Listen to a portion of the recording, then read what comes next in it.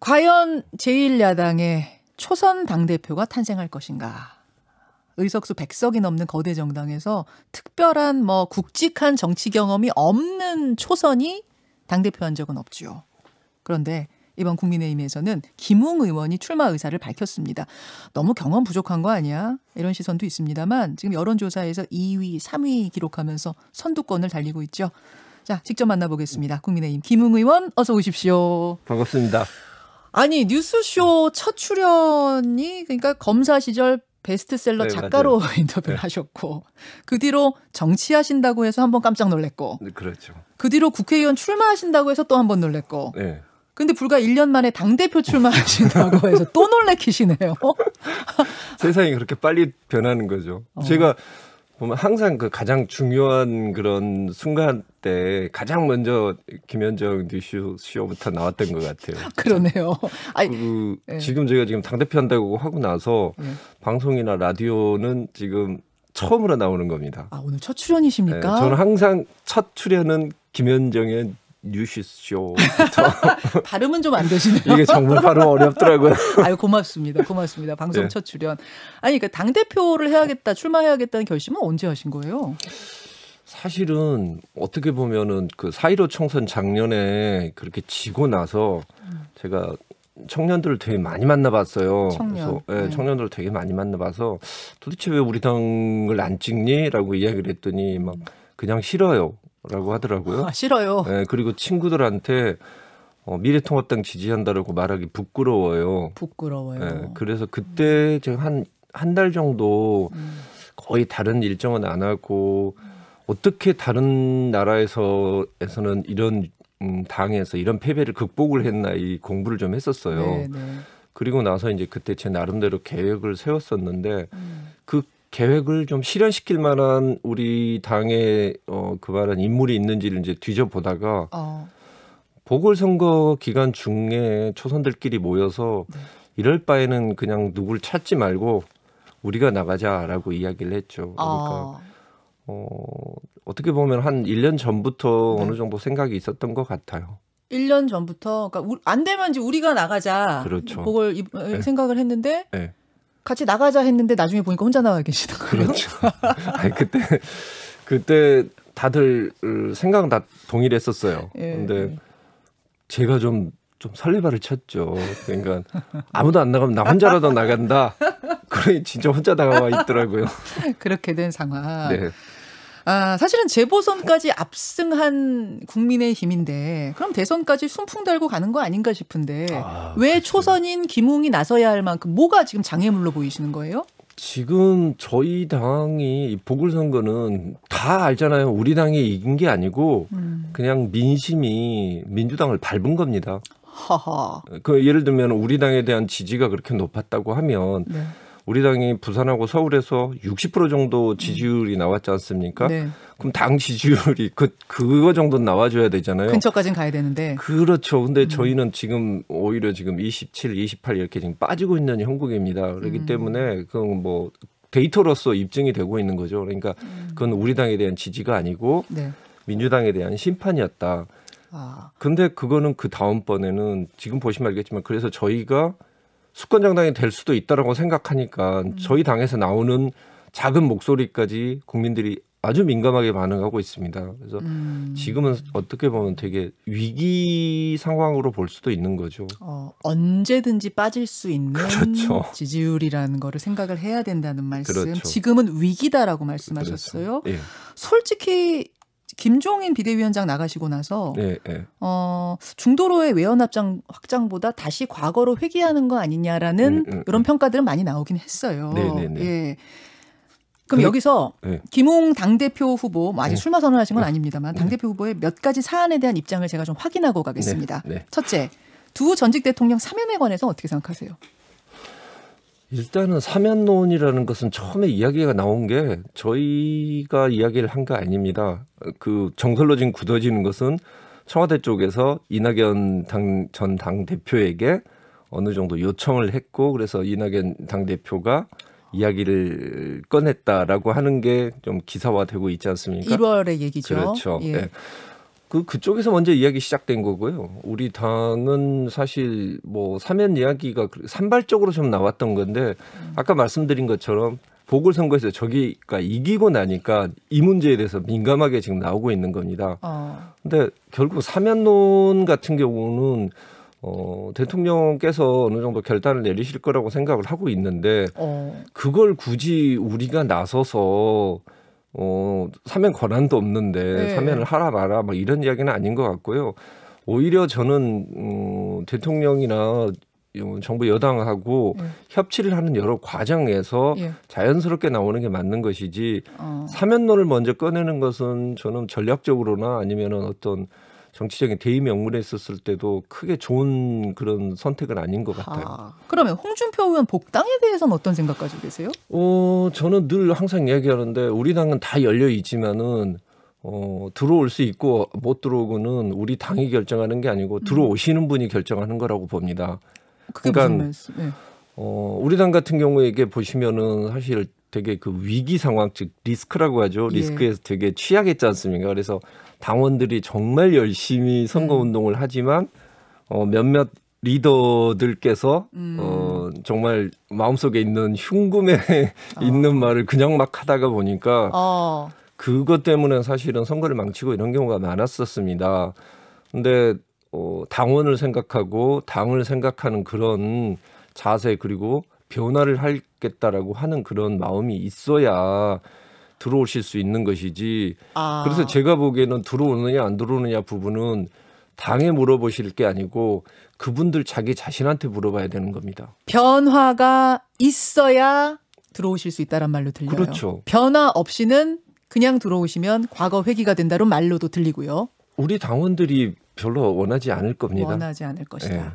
세 번째, 윤석열 전 총장이 과거에 댓글 수사한 거 사과해야지 국민의힘에 들어올 수 있다. 이제 윤석열 검증론을 지난주인가요? 김용판 의원이 말씀을 하셔서 이것도 또 파장이 있었거든요. 이건 어떻게 생각하세요? 그건 뭐 김용판 의원 개인적인 생각이라고 저는 보고 있고요. 아니 뭐 그러고 따지고 보면 공무원 우리가 사실 보면 우리 스스로 그렇게 외연을 그렇게 자꾸 축소시키고 있거든요. 과거에 뭐 무슨 일이 있었다라고 이야기를 하면서 우리 당의 방향과 좀 그러다라고 하는데 공직자로서 자기 공직에 맞는 일을 한 것에 불과한 겁니다. 그걸 가지고 지금 와서 말고 한다. 그러면 저 같은 경우도 검사 생활을 했었을 때 뭐 무죄난 사건들도 있고 이런데 그럼 거기에 대해서 다 사과를 해야 지금 들어온다 뭐 이렇게 볼 수 있는 건 아니지 않습니까? 그래서 그거는 근데 이제 또 김용판 의원께서 개인적인 그런 직접적으로 그 무죄를 받으시면서 거기에 대한 어떤 그 섭섭함과 본인의 그 억울함이 있었기 때문에 본인은 충분히 이야기하실 수 있다고 생각하는데 저희 당을 들어오시는데 그게 아마 걸림돌이 된다고 생각하지는 않을 겁니다. 자, 자연스럽게 윤석열 전 총장 이야기로 넘어가게 되는데 결국은 한 팀이 돼서 대선 치러야 한다고 보세요? 그렇죠. 그래요? 일단 윤 총장 같은 경우에 제가 여기 들어와 보니까 여의도를 보면은 이게 있습니다. 여의도가 서쪽은 정치권이고 동쪽은 금융권인데 동쪽 이야기는 대부분 맞더라고요. 서쪽 이야기 대부분 틀립니다. 그래요? 제3정당 만들겠다라고 이야기할 때 서쪽은 만들 것이다라고 보고 있고 동쪽은 불가능하다라고 보고 있는데 현실적으로 저 들어와서 보니까 별도의 그런 정당을 새로 만드는 게 아주 어렵습니다. 우리나라 상황에선. 제3지대. 그렇죠. 제3지대 플랫폼 만드는 게 어려워요? 어렵습니다.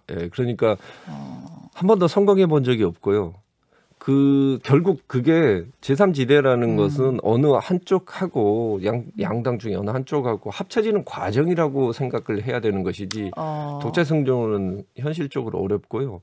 잠시만요. 그러니까 제3지대 플랫폼이 잠깐 만들어졌다가 같이 다시 빅텐트에서 만나는 건 가능한데 그렇죠. 제3지대로서 끝까지 성공하는 건 우리 정치 현실에서는 아주 어렵다. 그렇죠. 불가능하다. 그렇죠. 그러니까 중도가 항상 우리나라 선거를 가르는 건 맞습니다. 승부를 가르는 건 맞는데 승부를 가른다고 해서 그곳이 그만큼 공간이 넓냐? 그럼 그렇지는 않거든요. 국민들 중에 이제 캐스팅 보트는 중도가 지고 있는 게 맞는데 그렇죠. 중도를 표방한 정당이 살아남긴 어렵다. 그렇죠. 그렇기 때문에 결국은 정당이 중도 쪽으로 얼마나 많이 움직이고 가느냐 그 정당이 항상 이기는 것 같아요.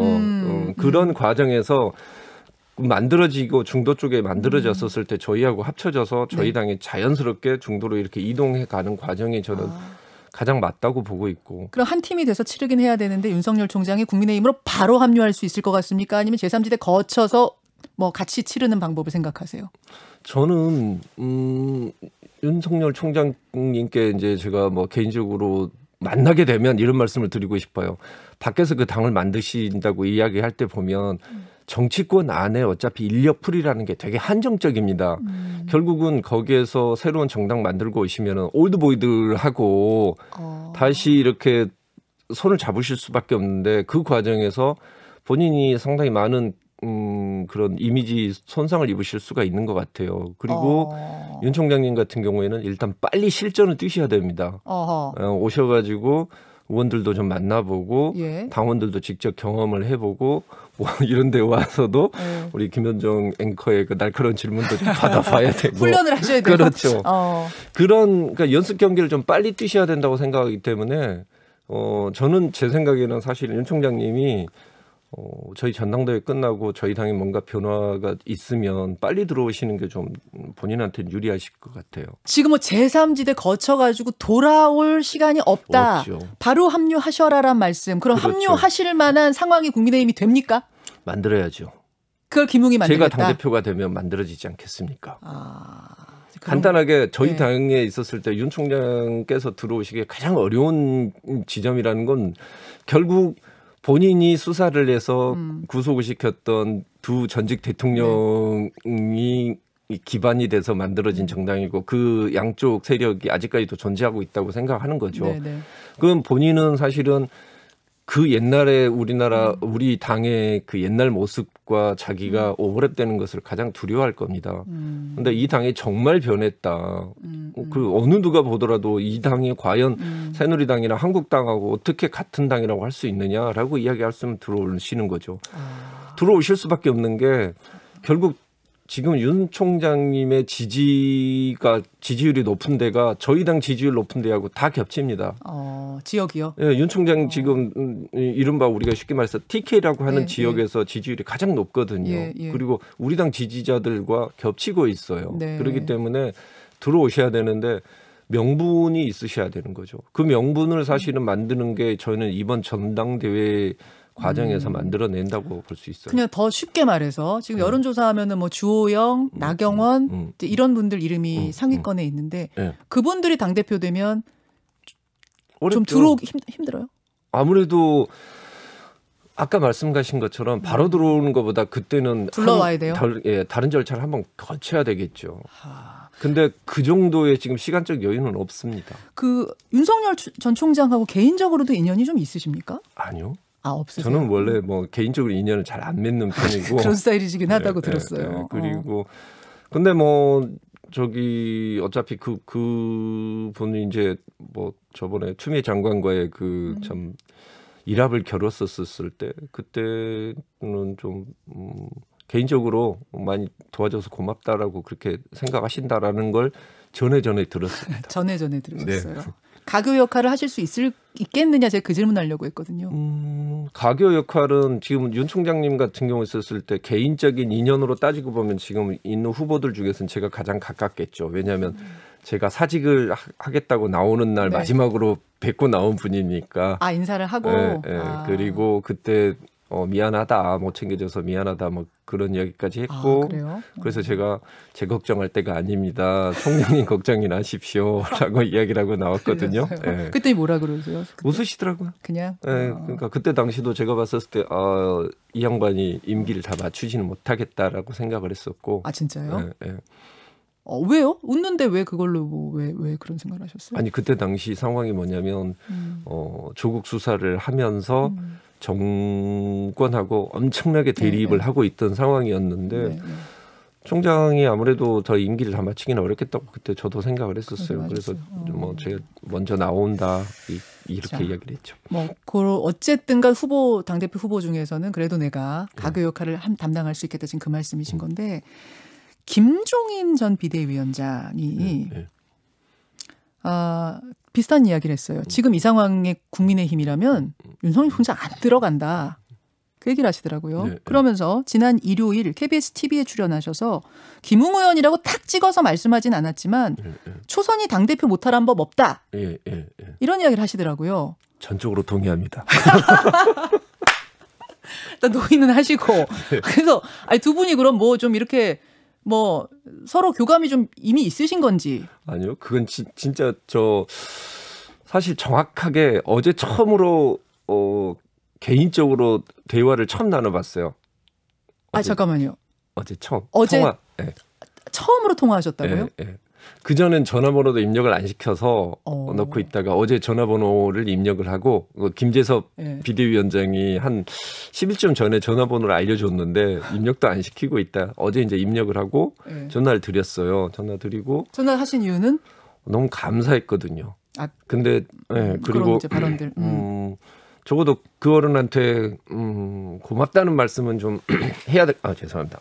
해야겠다고 생각을 했었어요. 그래서 전화를 드려서 제가 사실은 자꾸 뒤에서 비대위원장님이 조종을 한다라는 소리를 들어서 통화를 못 드렸습니다. 근데 지난 1년 정말 감사했고 위원장님이 하시는 말들 제가 다 적어놨습니다. 제가 공부도 많이 했고 앞으로도 공부 많이 하겠습니다. 뭐 그 정도 이야기했더니 그래요? 그랬더니 한번 이제 찾아뵈러 가겠습니다라고 이야기를 했더니 그럼 한번 오시라고. 만나기로 약속하셨어요? 예. 만나 주실 것 같습니다. 그러셨구나. 어제 그러셨구나. 예, 또 이러면은 교감이 있어, 뭐 이렇게 계속 나오는 지금까지는 없었다. 지금까지는 없었다고 앞으로 있을 것 같다. 네, 그렇군요. 예. 알겠습니다. 그러면 이제 그분 만나고 나서 또 그 이제 구상들에 대해서는 같이 좀 얘기를 하면 될 것 같고, 그냥 지금 생각하시기에는 그러면은 이제 그분이 다시 뭐 국민의힘으로 들어와서 뭔가 대선을 같이 준비한다거나 이럴 상황은 아니라고 보세요? 어떻게 보세요? 상황은 유동적으로 바뀌는 거죠. 그러니까. 저희 당에서 저는 제가 사실은 뭐 많은 분들이 그 김종인 위원장님이 떠나시고 난 뒤에 독서를 던지고 이런 것들에 대해서 되게 상처를 받은 그런 당원들도 있지만 저는 제가 봤을 때 그만한 실력을 가지고 계신 분은 별로 못 봤거든요. 여의도에서도. 그렇기 때문에 제가 만약에 당대표가 된다면 저는 반드시 모시고 올 것 같아요. 그분이 뭐가 좀 섭섭하셨을까요? 섭섭하실 요소가 좀 있죠. 뭐요?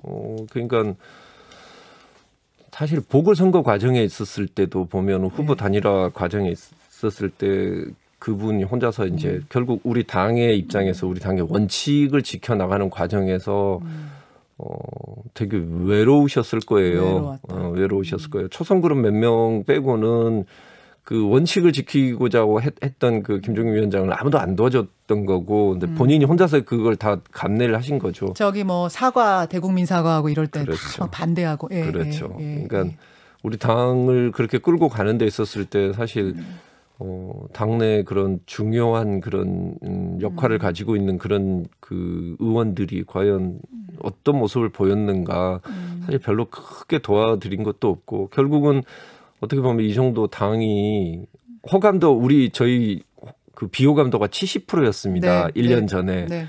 지금 민주당이 70%죠. 그렇죠. 예, 그 정도로 바꿔놨는데도 불구하고 제대로 된 감사도 없이 뭐 예를 들면은 다시는 모두 안 모시겠습니다라는 식으로 쫓아냈다시피 했기 때문에. 마지막 날 비대위에서 다시 모실 일 없도록 하겠습니다. 이거는 잘하겠다는 뜻 아니에요? 글쎄요. 그게 나가는 사람한테 다시는 들어오지 말라는 소리로 들릴 수도 있는 거죠. 그게 마치 쫓아낸 것처럼 느껴질 수도 있다고. 그렇게 충분히 느껴졌다고 생각하고, 마치 끝나자마자 본인이 나간다고 하니까 기다렸다는 듯이 박수를 쳐주는 게 우리나라의 일반적인 그런 그 예의 범절에는 안 맞는 것 같아요. 이번에 만나시면은 그 얘기 좀 물어보시고 서운하셨냐? 그럼 좀 푸시라 이렇게 또 얘기도 하고 그렇게 하시고요. 김웅 의원님, 시간이 별로 안 남았는데 그 당대표 나가려면 현실적으로 기탁금 1억 원 필요해요. 돌려받지도 못해요. 그렇습니다. 괜찮으세요? 기탁금 무조건 낮춰야 됩니다.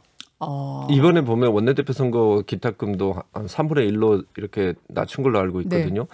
예전과 같은 그런 선거 운동하면 체육관 선거를 해야 되기 때문에 그 정도 기탁금이 필요하지만 그거보다는 좀 낮춰야 된다고 생각하고 있고요. 룰도 지금 당원 선거인단 70%, 일반 여론조사 30% 이건 괜찮습니까? 그 부분에 대해서는 저희 초선 그룹에서는 상당히 불만이 많고 그게 결국 우리 당과 국민 간의 괴리를 가져온다라고 이야기를 하고 있는데 저는 뭐 당원들이 그동안 가장 어려울 때 우리 당을 지켜준 우리 당원들 보고 이젠 뒤로 물러나라는 소리는 못 하겠어요. 그건 좀 어려울 것 같다. 그 말씀 하나만 더. 지금 서울 송파갑이시죠? 예. 다음 총선에 고향인 순천 출마하게 한다라는 소문이 막 들리던데 그거 맞아요? 그건 뭐 소문이고요. 소문인데 저는 뭐 그 생각은 하고 있습니다. 그러니까 당에서 중요한 역할을 하는 사람들에게는 당연히 청년들한테 기회를 주고 자기가 희생을 해야 된다고 생각하거든요. 근데 사실 저희가 4.15 총선 때는 퓨처메이커라고 하는 청년들에게 그야말로 우리 당의 최대 험지만 다 보냈어요. 네.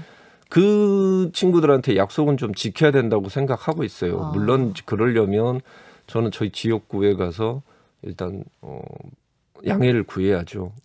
지역구 주민들에게는. 왜냐하면 제가 제대로 된 공약도 지금 별로 지킨 게 없기 때문에 그 부분에 대해서는 어느 정도 약속이 지켜지면 그 정도 적어도 당대표 나오는 사람이라면 저뿐만 아니라 모두가 그 정도의 희생정신이 있어야 되지 않을까요? 험지 출마도 각오하고 있다. 그렇다고 봐야죠. 근데 그건 아직 공식적으로 밝힌 건 아닙니다. 알겠습니다. 알겠습니다.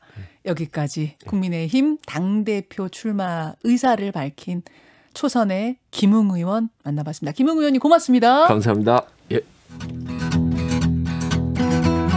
김현정의 뉴스쇼는 청취자 여러분의 참여로 이루어집니다. 트위터, 페이스북, 레인보우 게시판, 그리고 단문 50원, 장문 100원의 유료 문자 샵 1212, 우물정 1212 통해 참여하실 수 있습니다.